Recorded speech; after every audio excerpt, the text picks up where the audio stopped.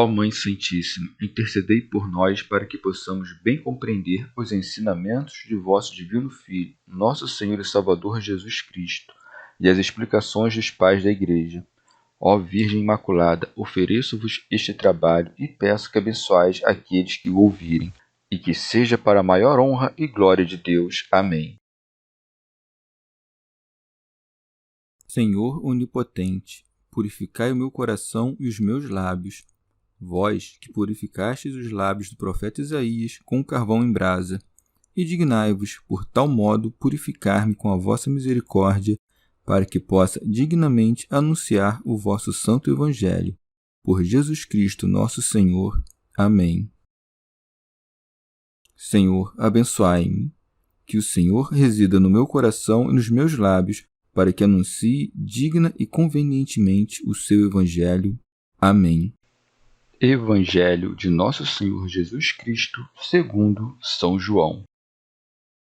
Jesus vem ao encontro de seus discípulos caminhando sobre o mar.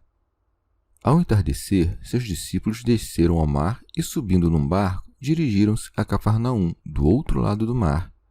Já estava escuro e Jesus ainda não viera encontrá-los. Além disso, soprava vento forte e o mar se encrespava. Tinham remado cerca de 25 ou 30 estádios, quando viram Jesus aproximar-se do barco, caminhando sobre o mar. Ficaram com medo. Jesus, porém, lhes disse: "Sou eu, não temais." Quiseram então recolhê-lo num barco, mas ele imediatamente chegou à terra para onde iam. Comentários dos Pais da Igreja. São João Crisóstomo. Abandonados pelo Mestre e já sendo tarde, os discípulos desceram para junto do mar, conforme se acrescenta. Ao entardecer, seus discípulos desceram ao mar. Aguardaram-no até o anoitecer, pensando que o Senhor voltaria. Quando caiu a noite, entretanto, não suportaram mais ficar sem procurá-lo. Tão grande era o seu amor. Impelidos por esse amor, subiram na barca. Por isso segue. E subindo num barco, dirigiram-se a Cafarnaum, do outro lado do mar. De fato, iam àquela cidade pensando que lá o encontrariam. Santo Agostinho. O evangelista menciona primeiro a conclusão dos fatos e depois retorna à explicação de como atravessar um lago numa barca. Recapitulando os fatos, explica o que aconteceu enquanto navegavam. Já estava escuro e Jesus ainda não viera encontrá-los. São João Crisóstomo. Não é sem razão que o evangelista indica quando os apóstolos atravessaram o lago, pois dá a conhecer assim o fervor do seu amor. Com efeito, não disseram, já é tarde, a noite se aproxima, mas, impelidos pelo seu amor, subiram na barca. Muitos obstáculos se apresentavam. O tempo, pois é dito, já estava escuro. A tempestade, conforme segue. Soprava vento forte e o mar se encrespava.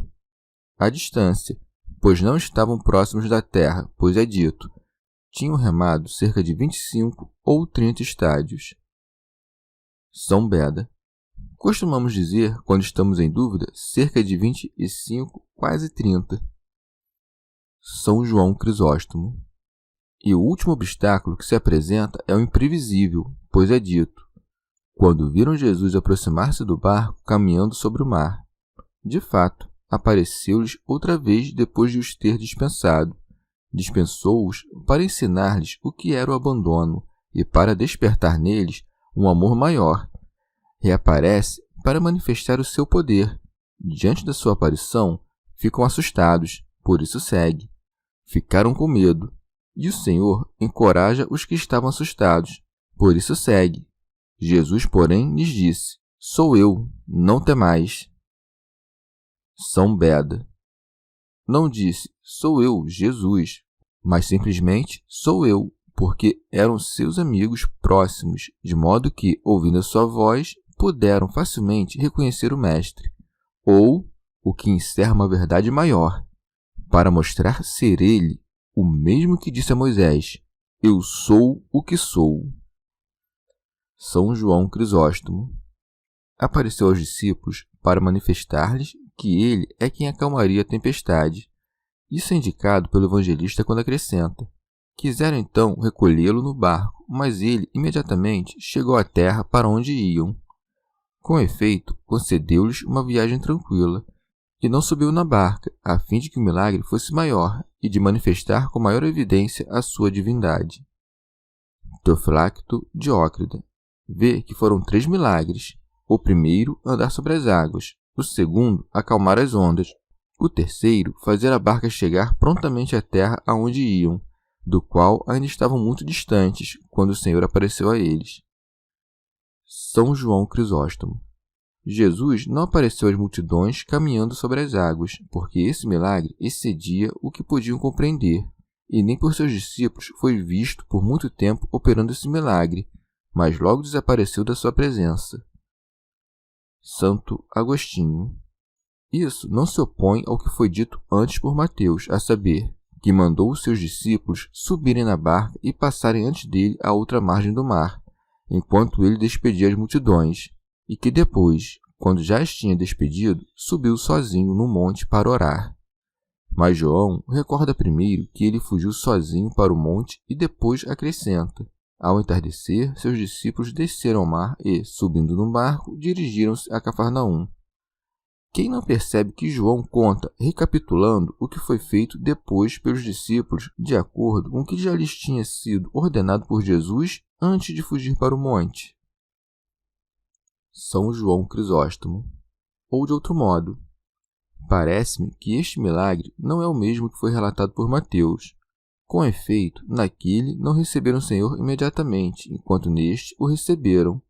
Naquele, a tempestade permanecia golpeando a barca, enquanto neste, com o som de sua voz, sobreveio a bonança. De fato, o Senhor operava muitas vezes os mesmos milagres para que mais facilmente pudessem crer. Santo Agostinho. Há um significado espiritual em que o Senhor tenha dado de comer às multidões e subido ao monte, pois assim tinha sido profetizado a seu respeito. A multidão dos povos estará ao redor de ti, e tu te sentarás no alto sobranceiro a ela.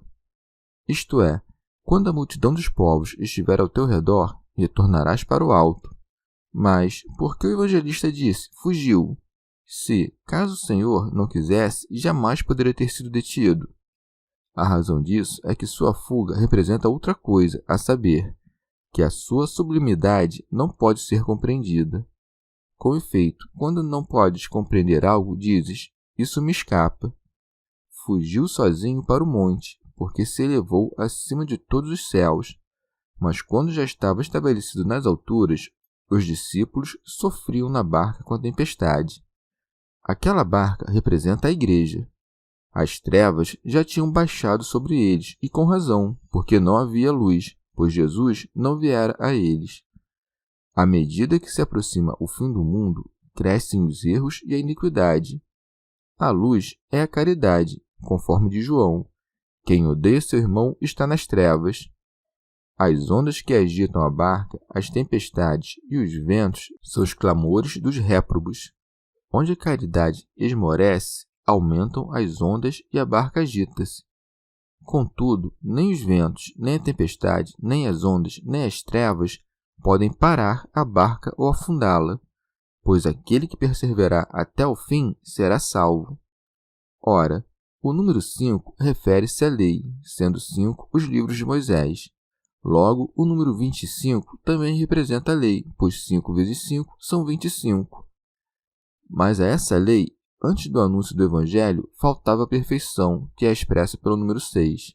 Multiplique-se o número 5 por 6 para que a lei seja levada à plenitude pelo Evangelho, e 6 vezes 5 produzem 30.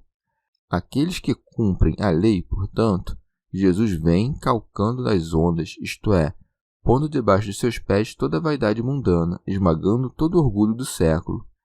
No entanto, tão grandes são as tribulações que mesmo os que creem em Jesus temem perecer. Teofilacto Diócrida. Quando os homens ou os demônios empenham-se em dominar-nos pelo medo, ouçamos Cristo dizer, sou eu, não temais. Isto é, eu sempre estou próximo de vós e, sendo Deus, permaneço eternamente e nunca passo. Não percais a fé em mim por falsos temores. Vê também como o Senhor não lhes acudiu logo que o perigo começou, mas apenas pouco antes que terminasse. Ele permite que nos encontremos em meio aos perigos para que, lutando nas tribulações, nossa virtude seja aprovada e recorramos unicamente àquele que pode nos salvar quando menos se espera. Com efeito, quando o intelecto humano não for capaz de mais nada, então virá a salvação de Deus em seu auxílio. Se também nós quisermos receber a Cristo em nossa barca, isto é, que Ele habite em nossos corações, imediatamente nos encontraremos na terra aonde queremos ir, isto é, no céu. São Beda. Essa barca não leva os preguiçosos, mas os que remam com firmeza. Assim também, na igreja, não são os negligentes e os frouxos, mas os fortes e perseverantes nas boas obras que chegam ao porto da salvação eterna. Chegamos ao fim de mais um dia de comentários da Catena Áurea. Muito obrigado por ficarem até aqui, que Nossa Senhora derrame suas graças sobre nós e até amanhã.